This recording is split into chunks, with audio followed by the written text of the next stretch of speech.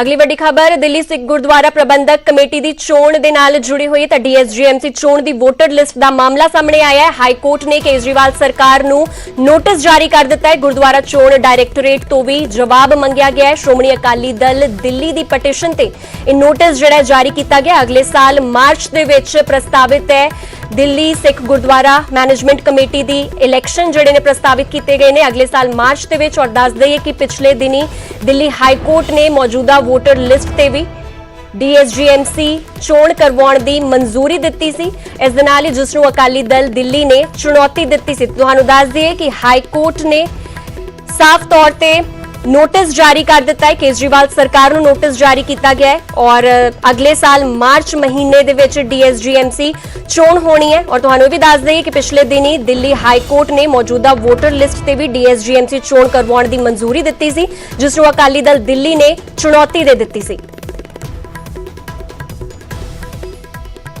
फिलहाल साडे सहयोगी सुशील पांडे जुड़े हुए हैं इस मामले ते होर जानकारी वास्ते। सुशील, आपसे पूरा मामला समझना चाहेंगे। फिलहाल हाईकोर्ट की ओर से केजरीवाल सरकार को नोटिस जारी हो चुका है। जी देखिए, फिलहाल इस पूरे मामले में दिल्ली सिख गुरुद्वारा मैनेजमेंट कमेटी यानी कि शिरोमणि अकाली दल को फिलहाल राहत नहीं मिली है। यानी कि बादल को फिलहाल इस मामले में राहत नहीं मिली।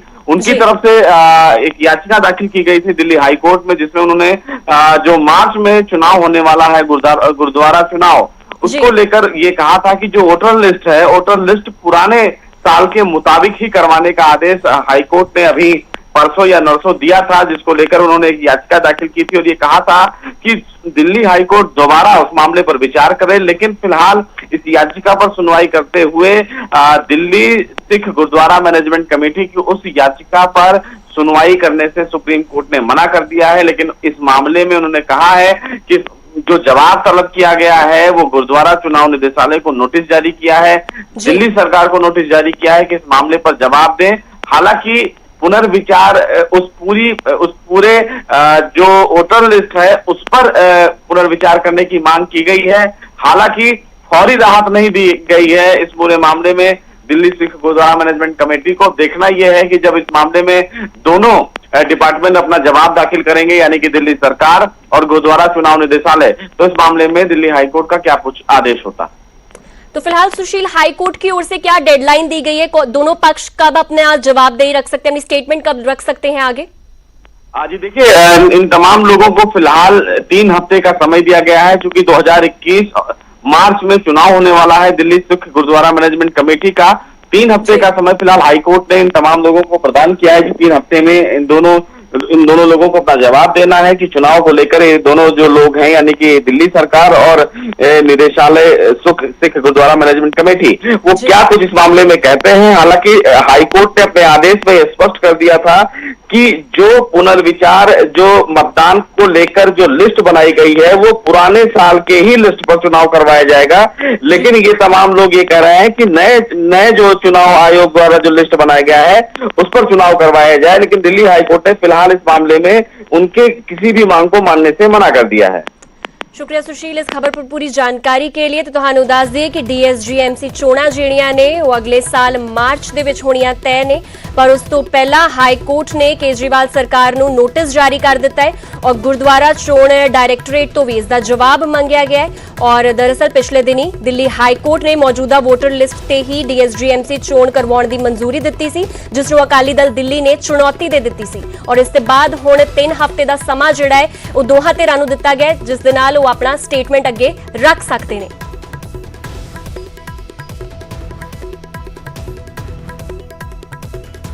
अगली वड्डी खबर नशे के खेप दे नाल जुड़ी हुई है। तो भारत पाक सरहद तो नशे का जखीरा बरामद किया गया है। फिरोजपुर दे विच 9 किलो हेरोइन बरामद की गई है। सरहद पार तो भेजी गई है हेरोइन और पुलिस ने एक नशा तस्कर भी इस दे विच काबू किया है। तो तुहानू दस दें कि बार बार ये ਕਾਫੀ ਲੰਮੇ ਅਰਸੇ ਤੋਂ ਇਹ ਚੀਜ਼ ਚੱਲੀ ਆ ਰਹੀ ਹੈ ਜਦੋਂ ਕਿ ਬਾਰਡਰ ਤੇ ਅਜਿਹੀ ਨਸ਼ੇ ਦੀ ਖੇਪ ਬਰਾਮਦ ਕੀਤੀ ਜਾਂਦੀ ਹੈ ਔਰ ਇਸ ਵਾਰ ਵੀ ਸਰਹੱਦ ਪਾਰ ਤੋਂ ਹੀ ਇਹ ਖੇਪ ਜਿਹੜੀ ਹੈ ਉਹ ਬਰਾਮਦ ਹੋਈ ਹੈ। ਇਸ ਦੇ ਨਾਲ ਹੀ ਇੱਕ ਨਸ਼ਾ ਤਸਕਰ ਨੂੰ ਵੀ ਕਾਬੂ ਕੀਤਾ ਗਿਆ। ਬਰਾਮਦ ਹੈਰੋਇਨ ਦੀ ਕੀਮਤ ਜਿਹੜੀ ਹੈ 45 ਕਰੋੜ ਦੱਸੀ ਜਾ ਰਹੀ ਹੈ। ਤਾਂ ਨਸ਼ੇ ਦੇ ਦਲਦਲ ਦੇ ਵਿੱਚ ਲਗਾਤਾਰ ਪੰਜਾਬ ਜਿਹੜਾ ਹੈ ਧੱਸਦਾ ਜਾ ਰਿਹਾ ਹੈ ਔਰ ਇਸ ਨੂੰ ਲੈ ਕੇ ਹੀ ਲਗਾਤਾਰ ਕਾਰਵਾਈਆਂ ਜਿਹੜੀਆਂ ਨੇ ਉਹ ਕੀਤੀਆਂ ਜਾ ਰਹੀਆਂ। ਤਾਂ ਇੱਕ ਵਾਰ ਫਿਰ ਤੋਂ ਭਾਰਤ ਪਾਕ ਸਰਹੱਦ ਤੋਂ ਨਸ਼ੇ ਦਾ ਜ਼ਖੀਰਾ ਬਰਾਮਦ ਕੀਤਾ ਗਿਆ। ਫਿਰੋਜ਼ਪੁਰ ਦੇ ਵਿੱਚ 9 ਕਿਲੋ ਹੈਰੋਇਨ ਜਿਹੜੀ ਹੈ ਬਰਾਮਦ ਕੀਤੀ ਗਈ ਹੈ। ਇਸ ਹੈਰੋਇਨ ਦੀ ਕੀਮਤ ਜਿਹੜੀ ਹੈ 45 ਕਰੋੜ ਦੱਸੀ ਜਾ ਰਹੀ ਹੈ ਔਰ ਇਸ ਦੇ ਨਾਲ ਹੀ ਪੁਲਿਸ ਨੇ ਇੱਕ ਨਸ਼ਾ ਤਸਕਰ ਨੂੰ ਵੀ ਕਾਬੂ ਕਰ ਲਿਆ ਹੈ।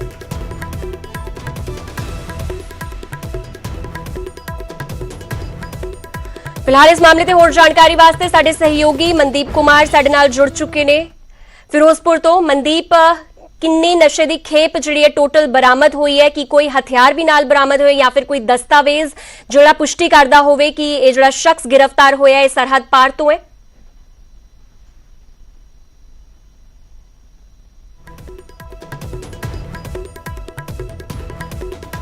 ਮਨਦੀਪ, ਜੇਕਰ ਤੁਹਾਨੂੰ ਮੇਰੀ ਆਵਾਜ਼ ਮਿਲ ਪਾ ਰਹੀ ਹੈ ਤਾਂ ਪੂਰਾ ਮਾਮਲਾ ਤੁਹਾਡੇ ਤੋਂ ਸਮਝਣਾ ਚਾਹੁੰਦੇ ਆ। ਜੋ ਨਸ਼ੇ ਦੀ ਖੇਪ ਬਰਾਮਦ ਹੋਈ ਹੈ ਔਰ 9 ਕਿਲੋ ਹੈਰੋਇਨ ਜਿਹੜੀ ਬਰਾਮਦ ਹੋਈ ਹੈ, ਤੁਹਾਨੂੰ ਤੋਂ ਪੁੱਛਣਾ ਚਾਹਾਂਗੇ ਕਿ ਜੋ ਸ਼ਖਸ ਗ੍ਰਿਫਤਾਰ ਹੋਇਆ ਕਿ ਉਸ ਤੋਂ ਕੋਈ ਦਸਤਾਵੇਜ਼ ਜਾਂ ਕੋਈ ਹਥਿਆਰ ਵੀ ਬਰਾਮਦ ਕੀਤਾ ਗਿਆ ਹੈ?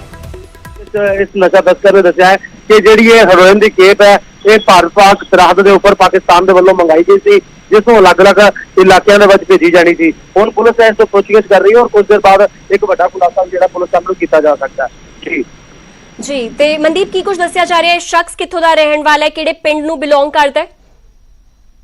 ਪੁਲਿਸ ਨੇ ਪਹਿਲੀ ਪੁੱਛਗਿੱਛ ਦੇ ਵਿੱਚ ਸਾਹਮਣੇ ਆਇਆ ਉਹ ਪਤਾ ਲੱਗਿਆ ਕਿ ਇਹ ਫਿਰੋਜ਼ਪੁਰ ਦੇ ਸਰਹੱਦੀ ਇਲਾਕੇ ਪਿੰਡਾਂ ਦਾ ਵਿੱਚੋਂ ਰਹਿਣ ਵਾਲਾ ਹੈ ਔਰ ਇਸ ਦੀ ਜਿਹੜੀ ਹਰਕਤਾਂ ਸੀਗੀਆਂ ਸਰਹੱਦ ਦੇ ਇਲਾਕੇ ਦੇਖੀਆਂ ਜਾ ਰਹੀਆਂ ਸੀਗੀਆਂ ਔਰ ਉਸ ਤੋਂ ਬਾਅਦ ਪੁਲਿਸ ਨੇ ਇਹਨੂੰ ਟ੍ਰੈਪ ਲਗਾ ਕੇ ਇਸ ਨੂੰ ਜਿਹੜਾ ਹੁਣ ਗ੍ਰਿਫਤਾਰ ਕੀਤਾ ਕਿਉਂਕਿ ਇਹ ਜਿਹੜਾ ਇੰਟਰਨੈਸ਼ਨਲ ਬਾਰਡਰ ਦੇ ਉੱਪਰ ਹਲਚਲ ਕਰਦਾ ਹੋਇਆ ਦੇਖਿਆ ਗਿਆ ਸੀ। ਉਸ ਤੋਂ ਬਾਅਦ ਜਦੋਂ ਪੁੱਛਗਿੱਛ ਕੀਤੀ ਗਈ ਤੇ ਉਸ ਤੋਂ ਇਹ ਦੋਨੋਂ 9 ਕਿਲੋ ਹੈਰੋਇਨ ਕਿਲੋਗ੍ਰਾਮ ਹੈਰੋਇਨ ਜਿਹੜੀ ਹੈ ਗ੍ਰਿਫਤਾਰ ਕੀਤੀ ਫੜੀ ਗਈ ਹੈ। ਜੀ, ਸ਼ੁਕਰੀਆ ਮਨਦੀਪ ਇਸ ਖਬਰ ਤੇ ਪੂਰੀ ਜਾਣਕਾਰੀ ਵਾਸਤੇ। ਤੇ ਤੁਹਾਨੂੰ ਦੱਸ ਦੇ ਕਿ ਭਾਰਤ ਪਾਕ ਸਰਹੱਦ ਤੋਂ ਇੱਕ ਵਾਰ ਫਿਰ ਤੋਂ ਨਸ਼ੇ ਦਾ ਜ਼ਖੀਰਾ ਬਰਾਮਦ ਕੀਤਾ ਗਿਆ ਹੈ। ਫਿਰੋਜ਼ਪੁਰ ਦੇ ਵਿੱਚ 9 ਕਿਲੋ ਹੈਰੋਇਨ ਦੀ ਬਰਾਮਦਗੀ ਕੀਤੀ ਗਈ ਹੈ ਜਿਸ ਦੀ ਕੀਮਤ ਲਗਭਗ 45 ਕਰੋੜ ਰੁਪਏ ਦੱਸੀ ਜਾ ਰਹੀ ਹੈ। ਫਿਲਹਾਲ ਪੁਲਿਸ ਇਸ ਮਾਮਲੇ ਦੀ ਪੂਰੀ ਗਹਿਨਤਾ ਦੇ ਨਾਲ ਜਾਂਚ ਕਰ ਰਹੀ ਹੈ ਔਰ ਇਸ ਸ਼ਖਸ ਤੋਂ ਹੋਰ ਵੀ ਅਹਿਮ ਗੱਲਾਂ ਉਗਲਵਾਉਣ ਦੀ ਕੋਸ਼ਿਸ਼ ਕਰ ਰਹੀ ਹੈ।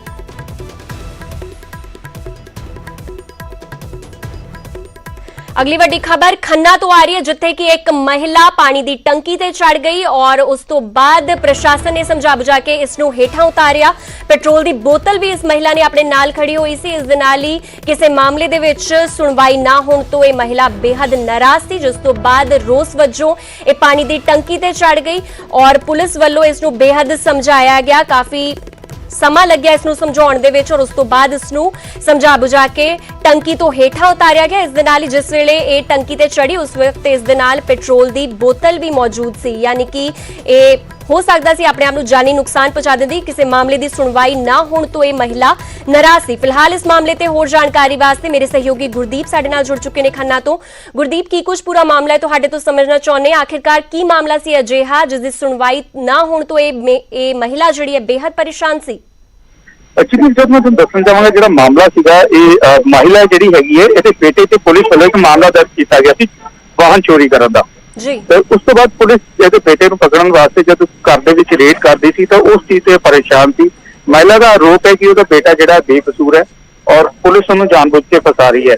ਮਹਿਲਾ ਨੇ ਦੂਸਰਾ ਆਰੋਪ ਲਗਾਇਆ ਸੀ ਕਿ ਪੁਲਿਸ ਦੇ ਨਾਲ ਕਿਸੇ ਅਧਿਕਾਰੀ ਨਾਲ ਜਾਂ ਕਿਸੇ ਮੁਲਾਜ਼ਮ ਨਾਲ ਉਹਦੀ ਪੈਸੇ ਨੂੰ ਲੈਣ ਦੇਣ ਨੂੰ ਲੈ ਕੇ ਵੀ ਕੋਈ ਗੱਲਬਾਤ ਹੋਈ ਸੀਗੀ ਤੇ ਉਸ ਚੀਜ਼ ਤੋਂ ਕਾਫੀ ਨਾਰਾਜ਼ ਸੀ।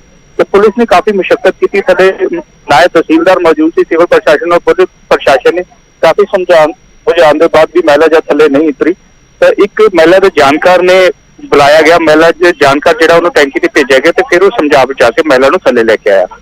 थले DSP खन्ना जिहड़े सीगे उन्होंने महिला को पूरा आश्वासन दवाया कि जिहड़ी भी उहदी कोई शिकायत है उसकी पूरी कार्रवाई की जाएगी, पूरी जांच की जाएगी, जो भी उस पर बनती कार्रवाई है फिर की जाएगी। जी।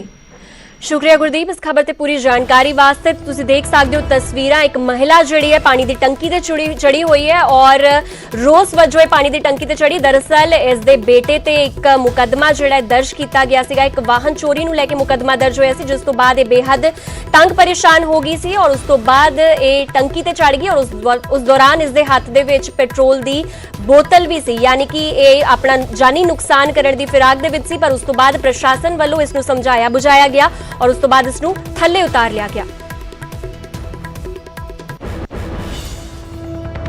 अगली वड्डी खबर जलंधर तो आ रही है, जिथे कि एक शोरूम दे विच भयानक अग लग गई। मॉडल टाउन इलाके की यह घटना दसी जा रही है। मुशक्कत मगरों अग ते काबू पाया गया और करीब 90 लाख के नुकसान का खदशा जताया जा रहा है। तो शोरूम दे विच भयानक अग लग गई, हालांकि अग के कारणों का अजे तक पता नहीं लग सकिया। मॉडल टाउन इलाके की घटना दसी जा रही है, जिथे कि एक शोरूम बिल्कुल धू धू करके इस वेले जल रहा है और तस्वीरां भी तुसीं देख सकते हो। और बेहद मशक्कत मगरों इस अग ते काबू पाया गया और दस्सिया जा रहा है कि 90 लाख का नुकसान हो चुका है।